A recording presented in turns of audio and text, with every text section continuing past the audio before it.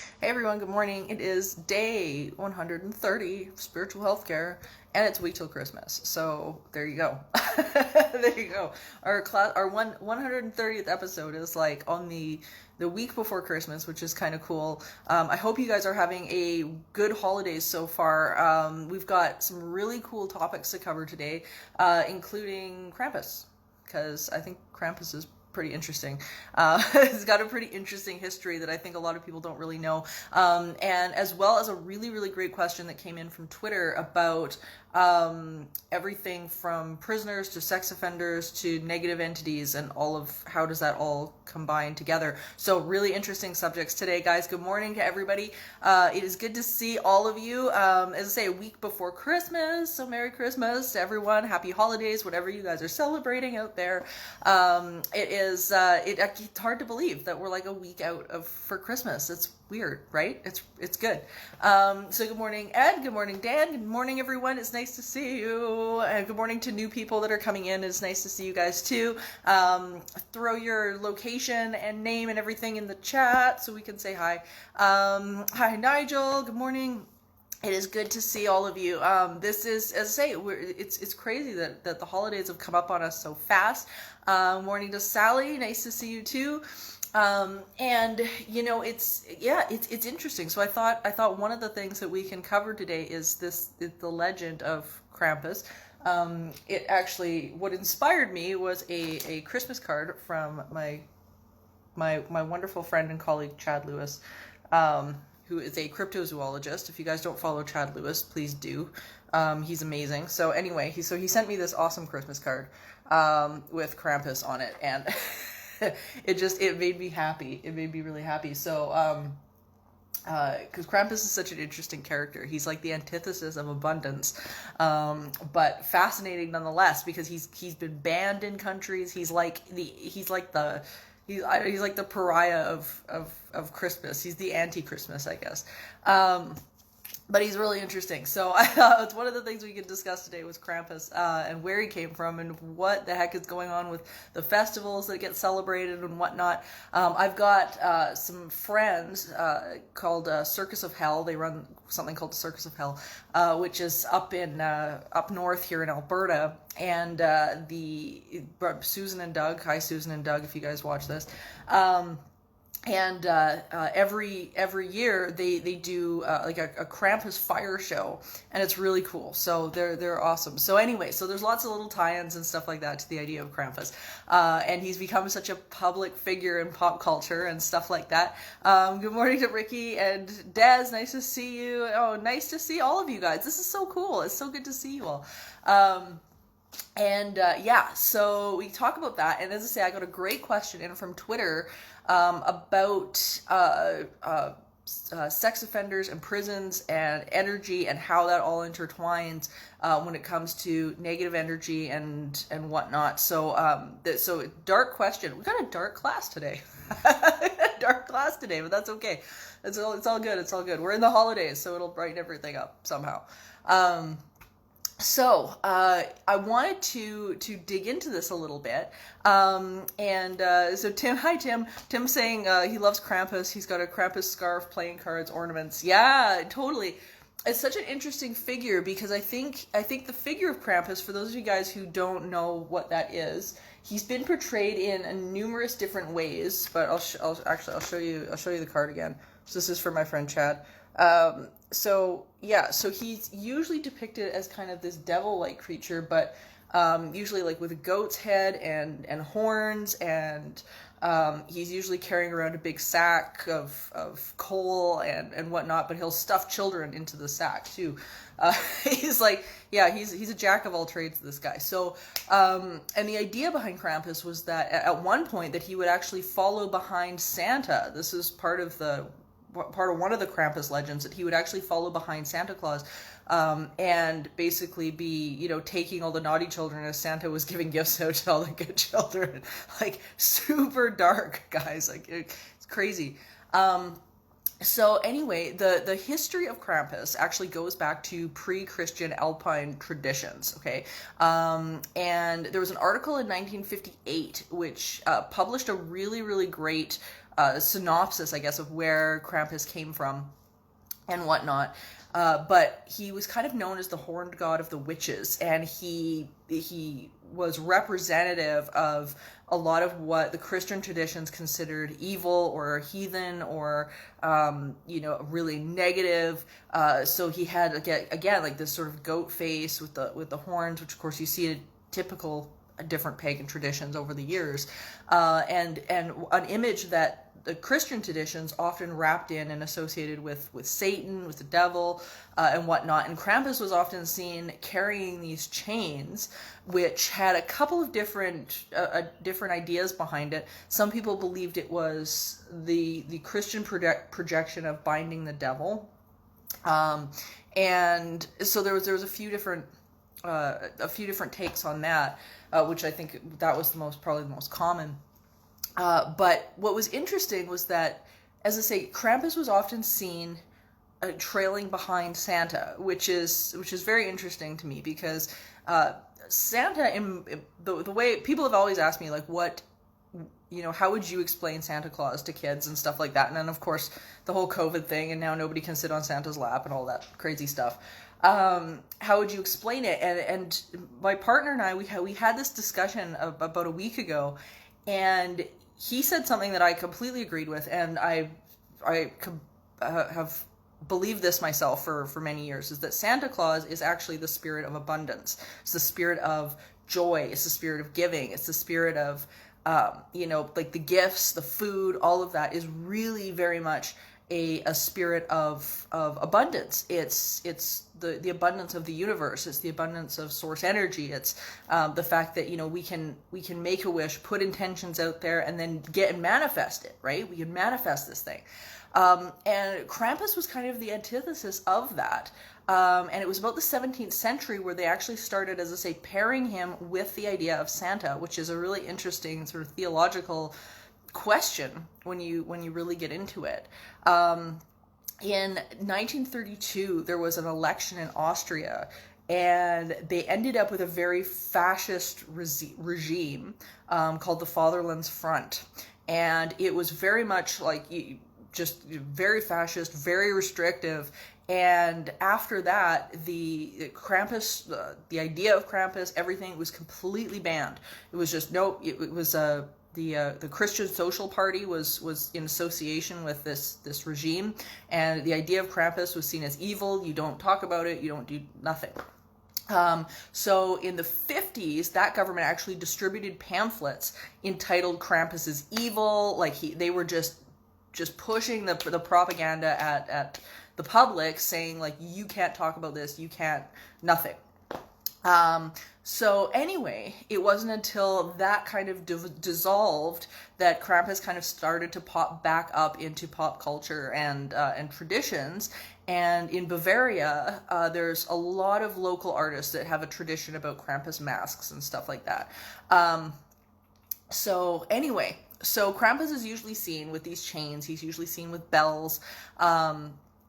All sorts of things, and bundles of birch branches as well. You'll see him carrying these bundles of birch branches, which he uses to like hit kids. Like seriously, he just uses it to hit kids. But again, that bundle of branches has significance in pagan rites and pagan traditions. So. I think a lot of the symbology of Krampus was also used sort of for political gain and religious gain as well, where it's we're gonna demonize this other religion or this other culture in such a way that you bend to the other one. So there was a lot of manipulation, I think, that went on from both the government and the church, sort of politicizing these different figures and politicizing Santa Claus and things like that. But I really think at the end of the day, it's like Santa Claus really is this idea of abundance, and Krampus is this idea of disconnection, right? So you've got, because, I mean, the universe doesn't disclude anybody. It doesn't disclude people. It doesn't disclude anything. We live in an inclusive universe where, whatever we put our attention on will manifest. So, if we look at Krampus almost like, our own disconnection, I think we kind of get an inkling as to what exactly Krampus is indeed, representing and things like that, or can be representing now. So as I say, he's had a lot of different looks and alternatives and things like that. But ultimately, Krampus has just become a part of the culture. And in Edmonton here, we didn't do it this year because of all the crazy rules and stuff like that. But we actually have a Krampus parade and festival, where, as I say, my friends Doug and Susan, who run Circus of Hell, they come every year and do a Krampus fire show, and there's a parade and there's costumes, and it's pretty cool. So anyway, I wanted to touch on that because I think a lot of people are like, they don't really know where it came from. They've seen Krampus in the film. There was a movie that came out a few years ago. All sorts of stuff like that. So, good morning to everybody who's just tuned in, by the way. It's good to see you all. I know the holidays this year, I think, are looking a lot different for a lot of people. And I think the one thing we have to remember before I get into this next awesome question from Cha Ling on Twitter, is that we have to remember that people don't heal in mentally in isolation. I think it's really, really important that if you guys have, that extra time or whatever this season, to make sure that you're reaching out to people, whether it be, at seniors' homes, whether it be at, even other animals at the SPCA, stuff like that, is that we really have to remember that that isolation is really, really not good for people. And so make sure that, if you've got that time, if you've got that extra energy, reach out and do something. I know London Drugs has got a really, really cool program right now where you can go, and people who need things, or are struggling, are actually filling out these like Christmas wish lists, these stocking lists, and they're putting it on the Christmas tree. And you can go into London Drugs and actually take one of these like lists, and you go and you buy the stuff on the list, and then that gets delivered to that person. So there's like a lot of really, really cool things that are out there right now that are available for people. And I think the people that are struggling with their own isolation and whatnot, I think this is a really, really great way for you guys to break that cycle. Okay, like break the cycle. Don't sit at home and be depressed and whatnot. Find a way to break the cycle. And honestly, when we give to other people, what will happen is that when you start to give what you wish you had, you start to gain it back. It really does work that way. When we start to put that out there and whatnot, we really do start to manifest that experience in our life, because that's the energy that we become. So we end up getting that back. I had this was a number of months ago. I was talking to a girl who was basically she was trying to figure out why she had to give. Like, why would I have to give, in order to make myself happy? I could just make myself happy. Like, it was this crazy conversation, and it was a conversation I did not expect from this person. And I said, but here's the thing. I said, it's not about giving to give something, to get something back. What it is the joy that you get in giving will actually put you in the vibration of what you want to manifest in your experience. So it is the act of giving itself that is actually going to manifest, and because you become that vibration and that joy, and you will end up creating more of that. So find a way to do that, and you will see it start to transform your world as well. I love Christmas shopping. I'm like a crazy Christmas shopper. Like crazy Christmas shopper. Like you should see my tree right now. It's insane. I just love Christmas shopping, and I've been really fortunate this year that I've been actually able to do that. A lot of people can't this year. But the ability to give is not rooted in gifts, right? It's rooted in time and in attention and intention and all of these different things. So you don't have to, it's not about putting money out. It really isn't. Tim has posted a really, really, really great poem, a really great Krampus poem in this in the thread. It's really good. Check that. You guys got to check that out. It's cool. Okay. So, moving on to the question from Twitter, which I thought was really good. I had to grab this for you guys because I thought it was really interesting, very different. So Cha Ling on Twitter asked, I used to work in an overnight at a group home for developmentally disabled sex offenders. I noticed a sense of darkness around some of the clients. Do you think evil was drawn to these people? Some nights it seemed like a playground for dark energy. So I thought this was a really in-depth question, very different. And on haunted hospitals and whatnot, every once in a while we get a case or something like that about like psychiatric wards or things like this being haunted and just having this kind of negative energy around and whatnot. And so I think this question has to be broken down in a couple of ways, because she brings up the fact that these are developmentally disabled people. And yes, they're sex offenders, but I think there's many cases where people end up getting labeled as sex offenders because of their behavior. But if you've got somebody who's, say, for example, is severely autistic or something like that, of course that becomes a mitigating factor into the mental state and what's actually happening, what's going on. It doesn't justify, of course, the action, but it's something we have to take into account if their reasoning centers are broken, right? Or anything like that. So anyway, I think whenever you've got, number one, a group of people who are harming other people. So let's take the developmentally disabled part out of this for a second, and let's look at people who are seeking harm in other people or to harm other people and whatnot. We have to remember that even though sometimes these people will turn around and they'll tell you and they will swear up and down that this is what makes them happy, this is what makes them joyful, this is, I'm happier when I can, exert power over somebody else.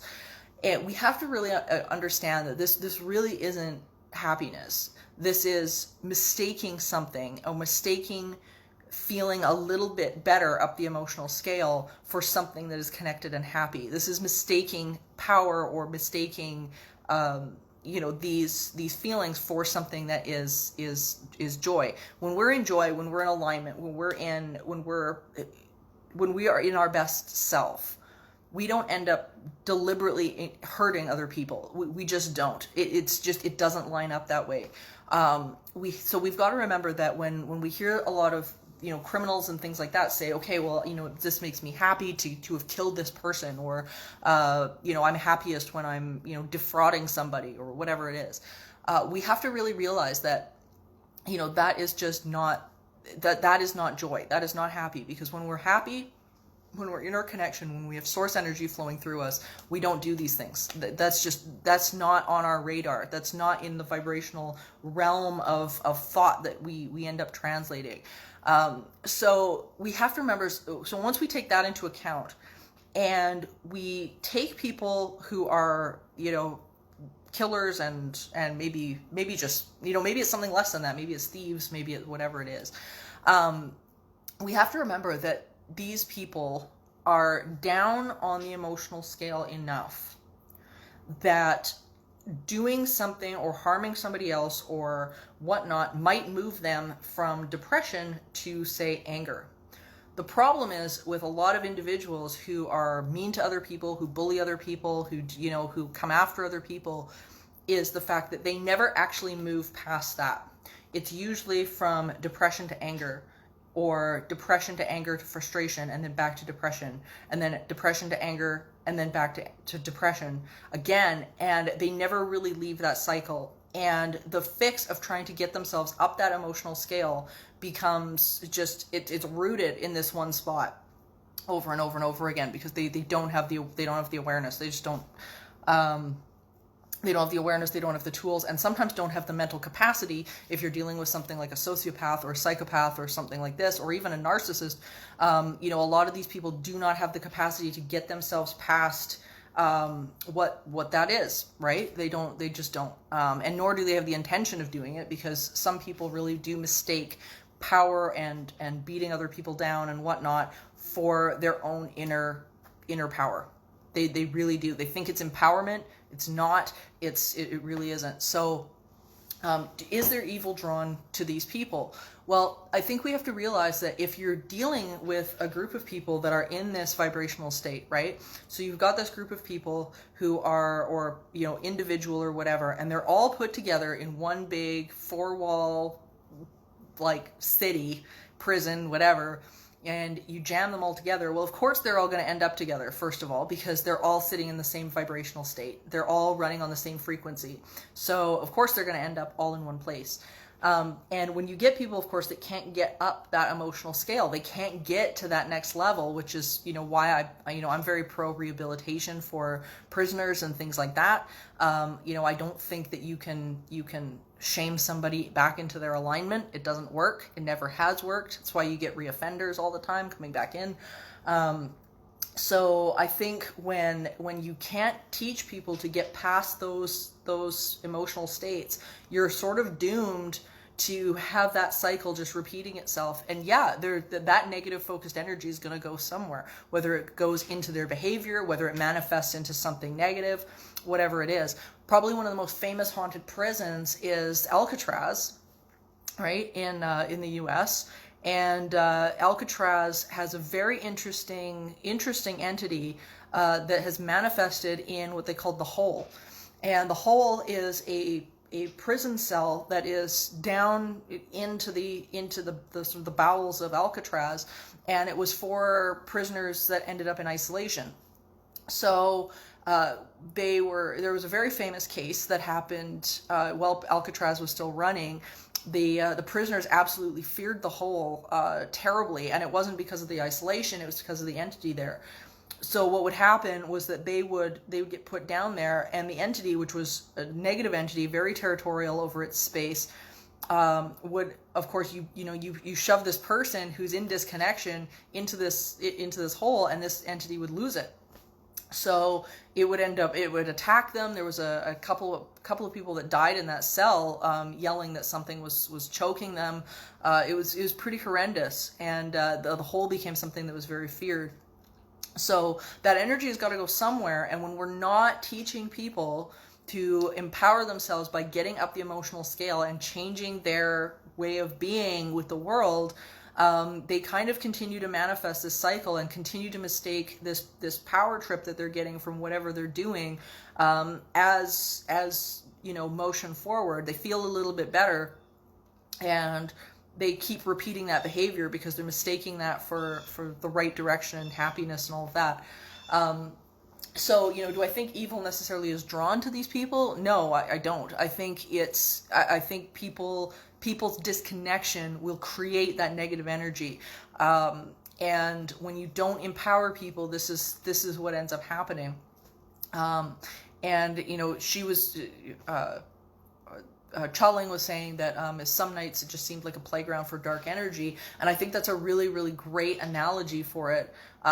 You've got this persistent problem where no one is actually moving ahead vibrationally, and the ones that do, you see them not go back to prison. Like they end up finding their footing, finding out what life is really all about, finding that abundance and things like that. But it's a really difficult discussion, I think, that a lot of people struggle with, because I think so many people are rooted in the idea that okay, well, if you're bad and that's it, then you need to be punished and that's it.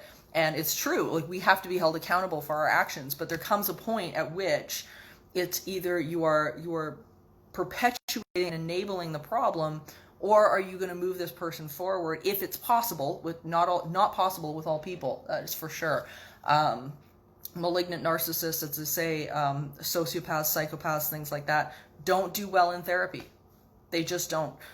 They don't really have any intention of moving forward, getting better, or have the capacity to do so, because most of them believe there's nothing wrong with them anyway. Like a malignant narcissist will argue you to the death that there's absolutely nothing wrong with them, and you must be broken if you think there's something wrong with them and their behavior. It's your fault. So there's many people that have certain personality disorders. They're never going to move one way or the other on their behavior. They just won't. And that's, some people, you meet them where you are and then you leave them there. is my solution to that. But anyway, so I hope this was helpful. And it's a great question, so interesting. I found a great passage today from Faith in the Valley that I wanted to read to you guys, from Miss Iyanla Van Zandt, of course. She's amazing. She has a really great crowdcast series that's like the first Thursday of every month. And it's fantastic. So if you go onto her website, you can sign up to her crowdcasts once a month, and they're really good. The classes are great. The other thing that I was going to mention was that on Netflix, coming up on Netflix, and I'm so excited about this because I have friends involved and colleagues involved in this, which is so super cool. There is a brand new series, guys, coming out called Survival After Death, and it is like really awesome. It's going to be a great series. I've mentioned the Forever Family Foundation before on here, run by Lloyd Auerbach, and it's got some of the best people in the world for grief counseling, mediumship, all of that kind of thing. If you're interested in any of that, check out this series. I'm super excited for it. As I say, I've got colleagues that have worked on this. Survival After Death on Netflix. Okay, so check this thing out. It's really cool. I think it's going to be probably one of the first shows out there that is really going into the depths of some of this, and it's just really exciting that Netflix has decided to do this. So, Survival After Death on Netflix. Okay, so check this out, you guys. I think this is so important, and so important as we go into the week before Christmas. Okay, so this is a good reminder. You don't have to meet certain qualifications to be loved. You do not have to do anything special in a certain way to get love. The only thing that is ever required of you is to be who you are and to feel good about it. Love is not a reward or a prize. It's not something that you can use to trap or be trapped. Love is not even yours to give, nor can it be withheld from you. Love is the omnipresent flow of life. It is every breath that you take. It's the involuntary function of the organs, systems, and parts of your body. Love is your skin, your hair, the way you hold your head, the unique way you laugh, cry, or move through the world. Your Creator has never asked you for credentials you don't possess. Anyone who expects more from you than that has a great deal to learn about love. So I wanted to put that out there because, as I say, we talked about the idea of Santa Claus being the representative of abundance, and I think it's such a great way to introduce kids to the idea that there is abundance, there is something that you can access, and it's real. So anyway, I want you guys to be able to take that into this coming week. Our next spiritual healthcare is going to be like the day before Christmas Eve. So how cool is that? We're going to have to do something Christmassy and fun for next week, because it'll be Christmas. It'll literally be on the Christmas Eve will be next class. So anyway, I hope you guys have an amazing holiday. I hope it was... I hope the lesson on Krampus was kind of interesting. I found it so interesting. It's really, really cool. So I will see you guys next week, next Wednesday, for spiritual health care. Marge is saying she used to tell her kids that Santa is everyone who loves you. I love that. Again, it's this great representation of abundance. I think finding more meaning in this other than, this is really a year for people to redefine, I think, what this is, because not everybody does have the ability to go get gifts this year. My family, everybody has been so big on presents and stuff like that, and it's always really fun. But there are people in my family this year that can't afford to do that at all this year, like zero, zippo, nada. My family is rooted in production, and our industry has been massively affected. We are, and make no mistake about this, I know this has been going around online, I've been posting stuff about it, that the entertainment industry and live venues and live music venues and things like that are in trouble. And it is not propaganda, it is not people whining and complaining. there is a real risk that this industry will not come back. And being one of these people who is, as I say, my entire family is rooted in production, both in theater, live events, concerts, all sorts of things. And what's happening is that these venues that are closing, people think, oh, they're just going to reopen once this is all done. And that's just not true. They're not able to afford to do that again. And a lot of the corporations, a lot of the corporate production industries, and whatnot are coming in and buying up these venues and monopolizing the venues. So local artists, people who are up and coming artists and things like that won't be able to play. Like, they just will not, because these venues will be booked with people who are earning millions and millions of dollars. And it's become a massive problem. So if you guys have, a local theater or anything like that in your town, if whatever you guys can do to support them, make sure they're known, share their posts, donate if you can, and things like that, because no joke, we are at risk of losing Broadway. We are at risk of losing local concerts, local venues, places where, lighting crews, production crews like mine, and whatnot. That's where our bread and butter comes from. Live shows is what I do. And that's where my bread and butter comes from. So we lose that. We've got people right now that are in big, big, big trouble. Losing their homes, going bankrupt, all sorts of things. So if you guys see these, these posts and whatever, please share them. It's going to be a very rough number of months coming forward for live events just in general, and festivals and stuff like that. So anyway, share that stuff. I will see you guys next week on spiritual healthcare. EntitySeeker.ca, of course, is where you can go for all of the past classes, and YouTube.ca as well for past classes, or YouTube.com/EntitySeeker for past classes as well. So thank you all, and I will see you guys next week for Christmas and spiritual healthcare. Bye, everybody.